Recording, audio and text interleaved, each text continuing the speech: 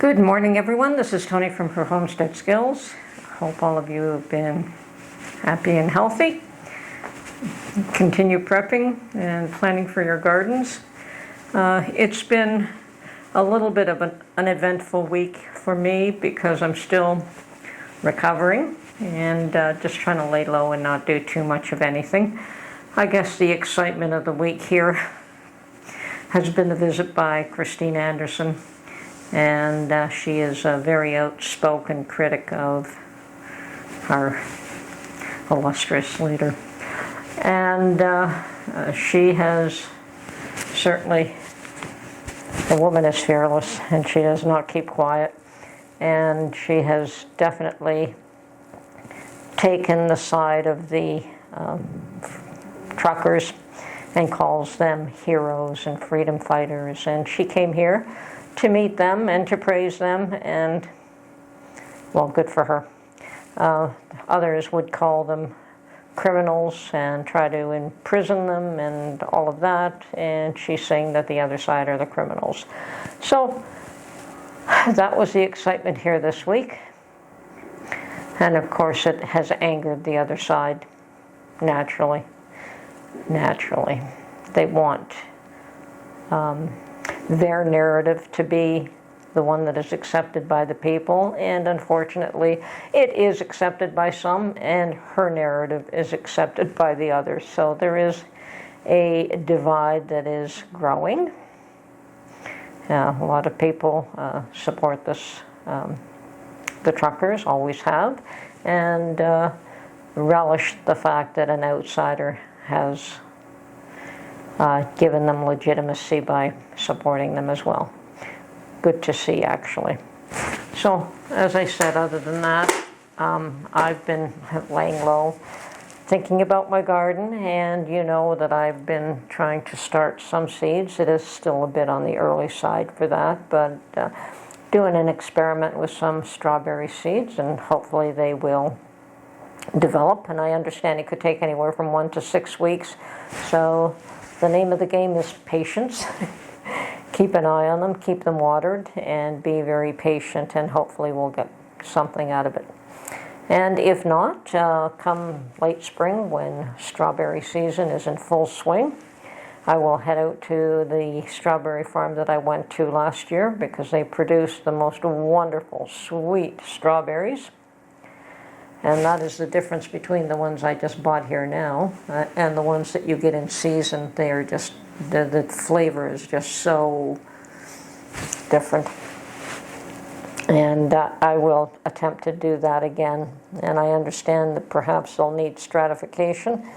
Well, we can do that too with the fresh ones if this lot doesn't work. So sometimes you'll learn things as you go, and some things fail and some things succeed, but we'll give this the old try and see what happens. I'm hoping that the rabbits have not taken my raspberry bushes down to the ground. They did that last year. Poor little things. I guess they must have been starving. But this year the canes were quite long and quite strong, and I'm hoping to get berries this year, whereas last year it was just the plants growing. So you have that issue with some plants where you can plant it and it's years, and I know with trees it's that way, and with berries it could be a couple of years. And I know with raspberries, because I used to have a beautiful raspberry patch in my yard, that it's the second year's cane that actually gives you the fruit, and then that cane is no longer viable. So the first year the cane grows, the second year it gives you fruit, and then the third year you have to cut it off and allow the ones that have grown the previous year, where you've taken the fruit, and allow them to grow for next year. So it is, if you keep a raspberry patch trimmed, it will do well. You can also let it go wild. I mean, when I first moved into that home, it had a raspberry patch that was probably 3 feet thick and 20 feet wide. And no, even wider, 50 feet wide. And I could go out and get bowls every day, and it was just awesome.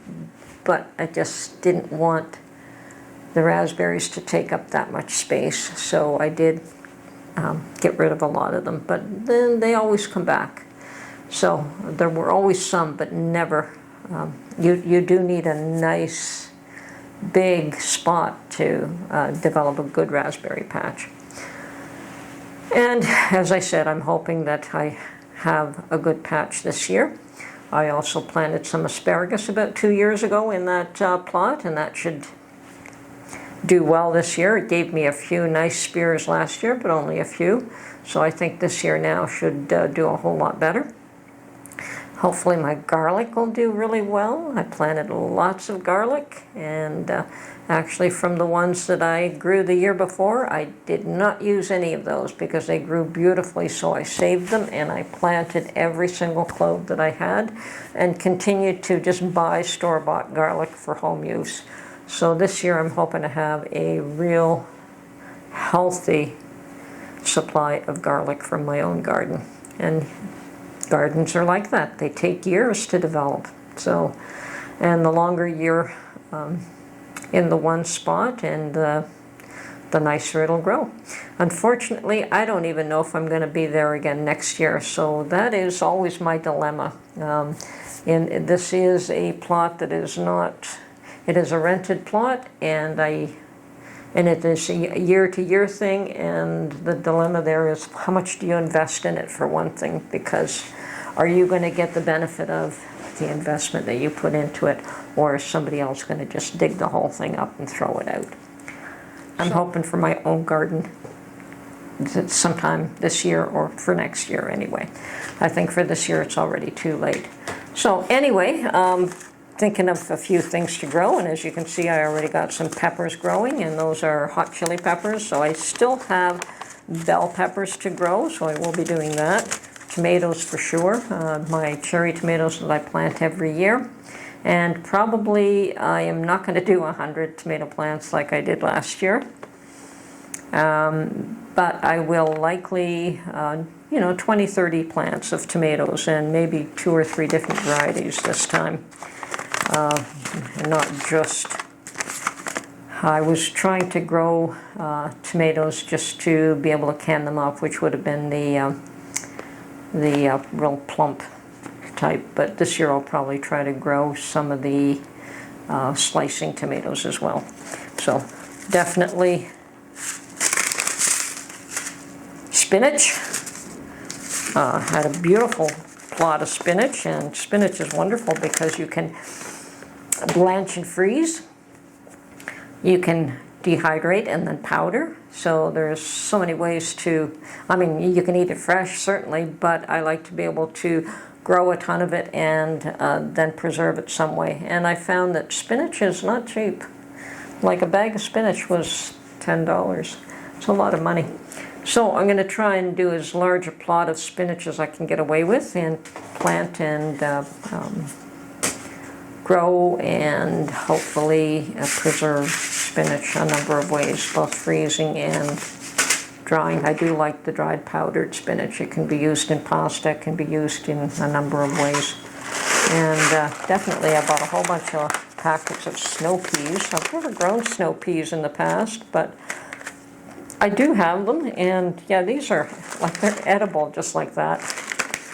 But yeah, the one thing I found about peas, the few that I managed to grow, is that definitely you can just eat them raw. They're so tasty when they are fresh grown. Now I also bought some carrots, and I have tried to grow carrots before, but I think my soil is just too heavy and too hard, so I may have to prepare a special bed for the carrots and really loosen up that soil, but I can't do that to the whole plot. So I may just do a small area where I plant the carrots, make sure that the soil is a little more friable and loose so that the carrots can grow, because that was, the soil was stunting it. It was just too hard. Cucumbers, I always grow a few cucumbers and pickle them. And I have tried to grow corn. I do have corn, and I do have the colored corn, and I have regular sweet corn. Problem is, corn, the birds get it before I do, no matter how I try to protect the corn. Like I saw somebody put a water bottle on each ear of corn, and I thought, oh, okay, that's great. I tried it, they still got to it before I could. So I may not bother with corn until I'm someplace else where I can actually put a real patch of corn and there isn't 1,000 birds waiting for me to feed them. And there are just too many of them there. They know that we're there, and they feast on what they could. Now, I have tried Brussels sprouts for a number of years, and perhaps I'm just not doing them right. They are a cool weather crop, and I think I just plant them far too much, you know, in the heat. They probably should be planted way earlier than what I do. And I suspect that they are like, you know, the cabbage family. You know, you have your Brussels sprouts, your cabbages. I don't succeed with those products here where I am now in the weather. And so I'm not even going to bother with those this year.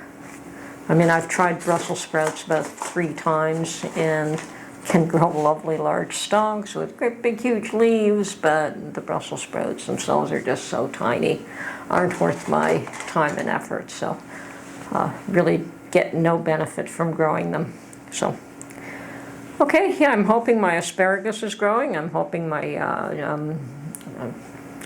herbs have done well over the winter. I have sage and I have lavender that, once again, those are the type of plants that just keep producing and growing. And I started the sage from seed, and I started the lavender from cuttings. And that's what I do with lavender as well. Once again, another expensive plant that I just take cuttings from and just keep replanting them. And so buy once, take cuttings and plant many times, and lavender is an easy one to do. It's probably harder to grow by seed than it is by cuttings. So anyway, so far that's my plan. I'm sure that I will come up with other things to do. And the other thing that I thought of is that I'm not going to plant either my tomatoes or, well, my peas can be direct sown. My carrots, I'm not sure. Yeah, probably direct sown once I get the plot ready for them. My tomatoes and will probably be put into one container, and then I will pick them out and repot them individually and maybe in larger pots when they have reached maybe an inch or 2 tall. We'll see what happens there. Homestead skills. Hope you're getting nicer weather than I am here. I noticed that, you know, some of you are probably lucky enough to be able to at least start cleaning up your garden. It's still way too early for us here. And more power to you. Yeah, if you can clean it up, go for it. Our weather just doesn't allow that just yet. So anyway, this is Tony from Her Homestead Skills. Hope you enjoyed this little garden chat, and looking forward to the year ahead. Bye for now.